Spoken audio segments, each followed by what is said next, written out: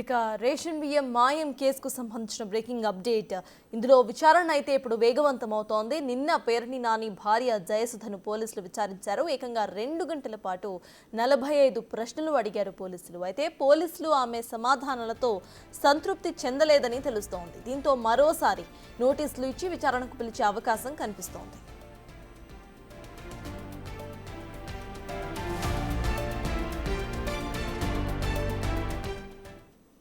వే bridge లో జరిగిన అక్రమాల గురించి ఆరా తీసే ప్రయత్నం చేశారు. కాకినాడ పోర్ట్ బ్రోకర్ నుంచి మానస తేజ అకౌంట్లో డబ్బులు ఎందుకు పడ్డాయని ప్రశ్నించారు.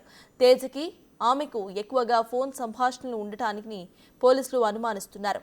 ఈ విషయంపై కూడా ప్రశ్నించారు.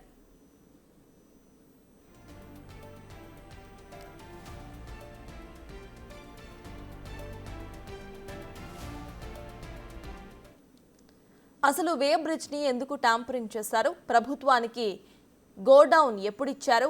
గోడౌన్లో రైస్ తగ్గినట్టు ఎలా గుర్తించారు? తేజ అకౌంట్ ద్వారా లక్షల రూపాయల నగదు బదిలీలు ఎందుకు జరిగాయని ప్రశ్నించారు. ఇక పోలీసులు అడిగిన మెజారిటీ ప్రశ్నలకు తెలియదనే సమాధానం ఆమె నుండి వచ్చినట్టు తెలుస్తోంది. గోడౌన్ నిర్వహణ అంతా మేనేజర్ మానస తేజ చూస్తారని ఆమె పోలీసులకు తెలిపారు. మానస తేజ మీద నమ్మకంతో నిర్వహణ బాధ్యతలు ఆయనకే అప్పచెప్పామని అన్నారు.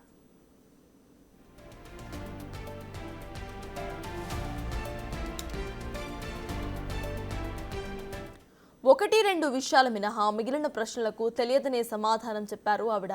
అయితే ఆమెకు నిజంగానే తెలియదా లేదా తప్పించుకోవటం కోసం తెలియదని చెబుతున్నారా అనే విషయాన్ని పోలీసులు క్రాస్ చెక్ చేసుకోబోతున్నారు.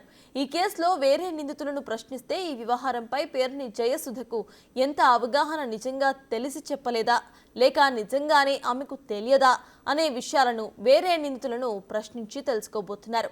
ఆ తర్వాత మరోసారి ఆమెను పిలిచే అవకాశం కూడా కనిపిస్తోంది. ఈ కేసులో సోమవారం వరకు పేర్ని నానికి విచారణకు పిలిచే అవకాశం లేదని తెలుస్తోంది. ఆ తర్వాత పరిస్థితులను బట్టి పిలిచే అవకాశం అయితే ఉంటుంది.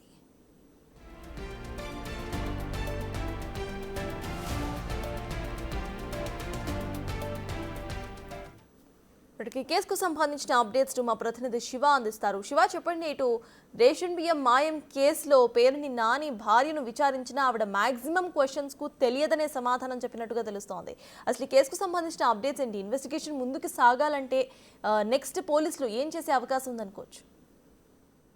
సత్తాస్ మొత్తం మీద చూసుకుంటే కనుక పేదల బియ్యం కేసులో ప్రధాన నిందితులైన మాజీ మంత్రి పేర్ని సతీమణి జయసుధ బందర్ తాలూకా పోలీస్ స్టేషన్ లో దాదాపుగా 2.5 గంటల పాటు విచారణ చేపట్టారు. దాదాపుగా విచారణ అధికారి యేసుబాబు 45 ప్రశ్నలకు సంబంధించి సంధించారు.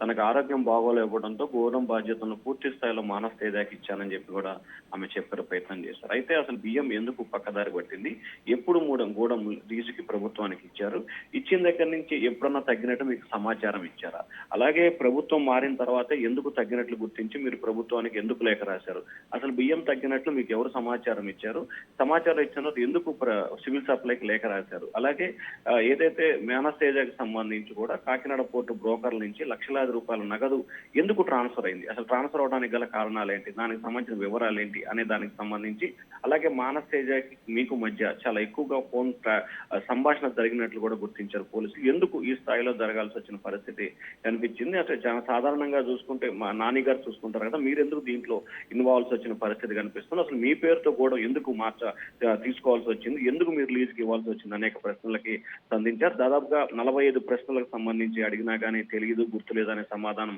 ఎక్కువగా చెప్పడం జరిగింది. అయితే దాదాపు వేబిడ్జి ట్యాపరింగ్ అనేది చాలా కీలకమైన పరిణామంగా కనిపిస్తుంది. ఎందుకు వేబిడ్జిని ట్యాపరింగ్ చేయాల్సిన పరిస్థితి ఏర్పడింది, ట్యాపరింగ్ ఎందుకు చేశారు, నాని రాసిన లేఖకు సంబంధించి కూడా వేబిడ్జి సక్రమంగా పనిచేయట్లేదని చెప్పి కూడా చెప్పారు. కానీ తాము చేపట్టిన విచారణలో మాత్రం ట్యాపరింగ్ జరిగినట్టు తాము గుర్తించాము. అసలు ట్యాపరింగ్ చేయాల్సిన పరిస్థితి ఎందుకు వచ్చింది, ఎప్పటి నుంచి ట్యాపరింగ్ చేస్తున్నాయి, సో ఈ ట్యాపరింగ్ చేయడం మూలంగా గత 4-5 సంవత్సరాల కాలంగా ఈ బియ్యం తగ్గుదల జరిగే ఉంటది కదా అని చెప్పి అనేకమైన ప్రశ్నలకు సంబంధించి కూడా పోలీసులు అడగడం జరిగింది. కానీ దానికి ఆమె సరైన సమాధానం చెప్పలేదు. తనకు అనారోగ్యం కారణం మూలంగా అంతా తేజాన్ని చూసుకుంటున్నాడని చెప్పి చెప్పే ప్రయత్నం జరిగింది. అయితే ఆమె ఇచ్చిన సమాచారం మేరకు మానస్ తేజాని కోటిరెడ్డినితో పాటుగా సివిల్ సప్లై అధికారులను కూడా మరొకసారి పోలీసులు విచారణ చేపడతారు. విచారణ చేపట్టిన తర్వాత మరొకసారి జయసుధకి నోటీసులు ఇచ్చి ఇంకోసారి విచారణ పిలిచే అవకాశం అయితే కనిపిస్తోంది. మరొక వైపు ఈ కేసులో A6 గా ఉన్న పేరుని నానికి సంబంధించి హైకోర్టులో ముందస్తు బెయిల్ పిటిషన్ దాఖలు చేశారు 2 రోజుల క్రితం. ఈ పిటిషన్ కి సంబంధించి కూడా సోమవారం వరకు ఎటువంటి చర్యలు తీసుకోవద్దని చెప్పి హైకోర్టు డైరెక్షన్ ఇచ్చిన నేపథ్యంలో సోమవారం వరకు కూడా పేరుని నానికి సంబంధించి ఎటువంటి చర్యలు తీసుకునే అవకాశాలు అయితే కనిపించట్లేదు. సత్తాజ్. Right, thank you Shiva.